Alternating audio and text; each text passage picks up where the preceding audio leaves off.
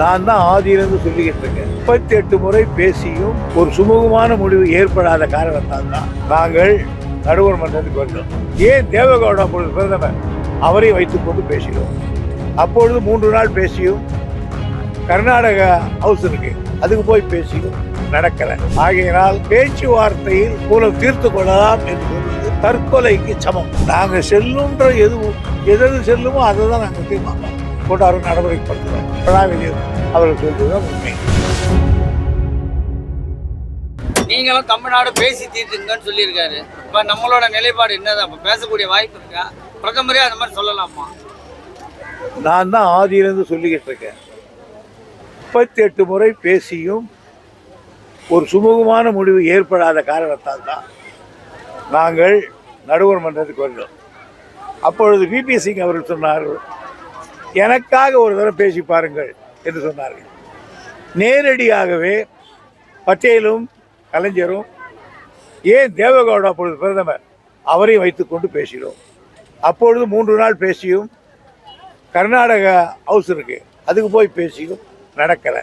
ஆகவே பேச்சால் இந்த ப்ராப்ளம் தீராது என்ற முடிவை நாங்கள் மத்திய சர்க்காருக்கு அறிவித்த பிறகுதான் VP சிங் அவர்கள் இனி வேறு வழி இல்லை, நடுவர் மன்றம் அமைக்க உத்தரவிடுகிறேன் சொன்னார்.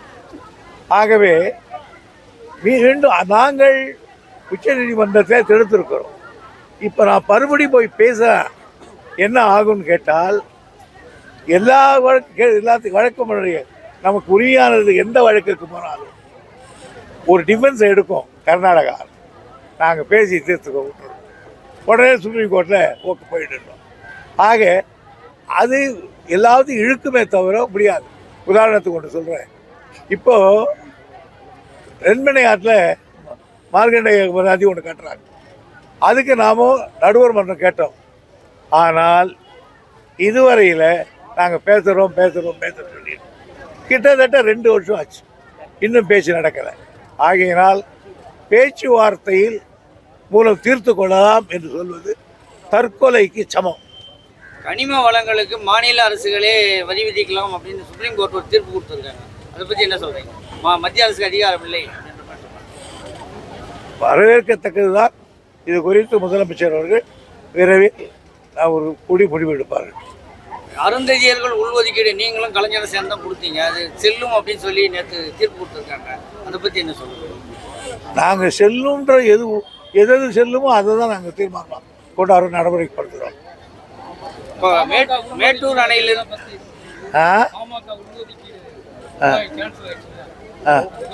அதுக்கு என்ன பண்ணுறது? மேட்டூர் அணையிலேருந்து இப்போ தண்ணி நிறைய போயிட்டு இருக்கு, ஆனால் கடைமடைக்கு போகக்கூடிய கால்வாய்கள் நீர்வளத்துறை சரி பண்ணலை அப்படின்னு சொல்லி குற்றச்சாட்டு இருக்குது விவசாயிகள்கிட்ட. அதுக்கு என்ன நடவடிக்கை எடுக்கும்? எல்லா இடங்களிலும் வழக்கத்துக்கு மாறாக கோடை காலத்திலேயே நாங்கள் மழை வந்தால் நின்றுவிடும் என்று எல்லா இடங்களிலும் சீராக பண்ணி ஒவ்வொரு ஏரியாவையும் போய் ஒரு IAS ஆஃபீஸர் பார்த்து சரியாக செய்திருக்காங்க. 10 சர்டிஃபிகேட்டு எங்களுக்கு கொடுத்துருக்காங்க. ஆக சும்மா இங்கே எங்கள் ஊருக்கு வரல, ஊருக்கு வரல, அவங்க ஊருக்கு வர யாரும் ஒரு சின்ன ஊராக இருக்கும், அதுக்கு வராமல் இருக்கும்.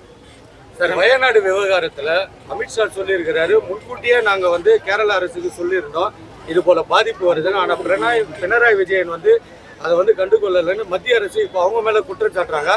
இதே மாதிரி வெள்ளப்பெருக்கு வரும்போது தமிழகத்தையும் அவங்க வஞ்சித்தாங்க. அதில் அவர் பிறகு உள்ளாட்சித்துறை அமைச்சர் நாங்கள் சொல்லிட்டோம், என்ன சொன்னாங்கன்னு சொல்ல அவர் நாங்கள் ஏற்கனவே சொல்லிட்டோம்னார். அவங்க என்ன சொன்னாங்கன்றத பினராயி விஜயன் படிக்கிறார். சும்மா மீகராக தான் இருக்கும், வராது, வந்தால் கூட அவ்வளோ மீகர ஸ்மாலாக ஏற்பட்டுருக்கார். இது மாதிரி பிரளயம் ஏற்படுத்துவதில்லை. அதனால் பொதுவாக சொல்லிட்டு சொன்னாங்களே, எந்த அளவுக்கு சொன்னோம் என்றது அவர் சொல்கிறத படித்து காட்டியிருக்கார்.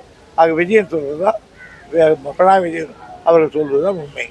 தமிழகத்தை தொடர்ந்து புதுச்சேரியில் தமிழ் புதல்வர் திட்டத்தை அப்படியே அமல்படுத்தியிருக்காங்க இன்னைக்கு. அதாவது அரசு பள்ளியில் படிக்கிற 6ஆவது வகுப்பு மாணவர்லேருந்து 12ஆம் வகுப்பு வரைக்கும் 1000 ரூபாய் திட்டம். அதை எப்படி பார்க்குறீங்க சார்? பக்கத்து மாநிலத்தில் அந்த திட்டத்தை எடுத்துகிட்டு வந்து பாராட்டுறோம். இதுபோன்ற செய்திகளை மேலும் தெரிந்து கொள்ள எங்களது யூடியூப், ஃபேஸ்புக் மற்றும் ட்விட்டர் ஆப்களை சப்ஸ்கிரைப் செய்யவும்.